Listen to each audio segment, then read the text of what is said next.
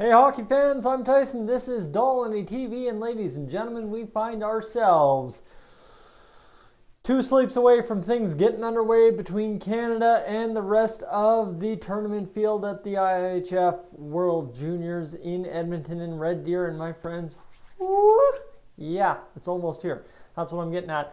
But of course, last night was pre-competition action, and we saw, well, what everyone appears to be talking about now is who will be starting for Canada in Game 1 on Boxing Day and who is expected to hold the number one starter status for this tournament in Dylan Garand. And of course, that's really interesting because, right, I think being an Edmonton Oil Kings fan and of course seeing what happened with him in the draft and such, Sebastian Cossa would have been my pick for the number one job in the tournament, but it appears early on it's at least going to be Garand, and we're going to see what he has to bring for this tournament. Of course, he was with us last year at the World Juniors, so you go with the hand that's been there, done that before, right? That makes sense.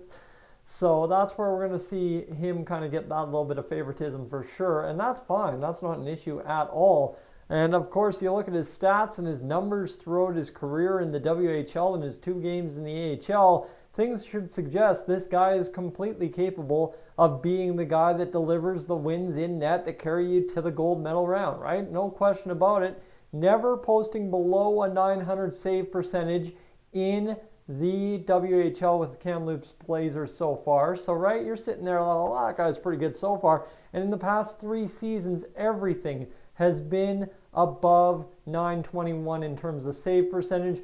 Goals against average has gone down year over year over year over year as he grows his game. And of course, the other side too is he wins, wins, and wins. He has only had a losing record once in his WHL career and a losing record in 2 games in the AHL last year. But what are you going to blame a kid getting his first taste of pro hockey at the end of a pandemic season? No, you're not. And of course, his rookie season in the WHL, playing 3 games, you're not going to blame him too much there either.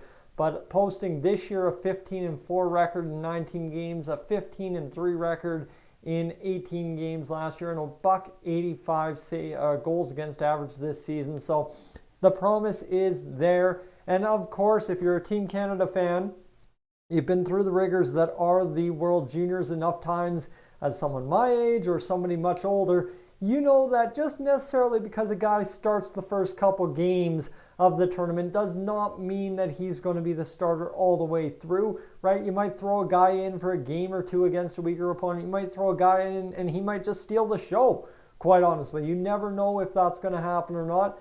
But what you do know is the fact of it is always an honor to be that player that leads Team Canada out on Boxing Day. So for Dylan Garand, he gets that honor this year. Now, will he be able to do it and carry it all the way through the tournament? That remains to be decided. But against the Czech side, that's going to be very interesting because that's a good hockey team, right? They're a good enough hockey team to challenge them, but also a team that I think last year kind of disappointed from what I remember. So a team that you could possibly just get your confidence up against and boost that throughout the rest of the tournament. So either you get tested or you get your confidence up, either or, not a bad scenario if you are Mr. Dylan Garand to start this tournament on Boxing Day. So that's how it's shaping up. I mean, you can go around Twitter, you can go around TSN. It looks like he's got the job. So you know what? I'm not sitting here too worried about it because, right, you can say about what you want to say as the tournament develops. Sebastian Cossa, sorry, I combined 2 names there, and Brett Brochu, 2 players capable of filling in as need be as well. You don't take 3 goaltenders to the World Juniors without having any competition, right? They chose 3 guys and that was it. Literally, they knew their 3 goalies before they even got started with the selection camp earlier this month. So that's where we're sitting, right? Is there's some stuff to it, and for Team Canada, they've got the goaltenders set in stone. Now it's mixing them up, matching them up, and figuring out how you're going to do it. But between Cossa and Garand, I think you've got a dynamite 1-2, 1A, 1B situation, whatever you want to say. Throw in Brochu for a weak game or back half of a game, you're up 10-1. There's definitely enough action for all these goalies to go around, but the best benefit here is simply the fact that it seems 2 days out, we actually know what's kind of going to happen with this team, and of course you just never know. But hey, to have a kind of consensus number one starter amongst all the experts to start the tournament, that's a good sign. And of course, you build from the crease out in terms of winning championships, or technically that's how it's always been done. So, right, crease is decided. Defense has to step up. Obviously, you don't like to see 4 goals in pre-tournament exhibition action, but, right, clamp it down, get into the actual games, see what happens, and hopefully it all starts turning out just dandy if you are Team Canada. So, ladies and gentlemen, enjoy your Christmas Eve. Enjoy the meals. Enjoy whatever else you got going on, the movies, the friends, the family.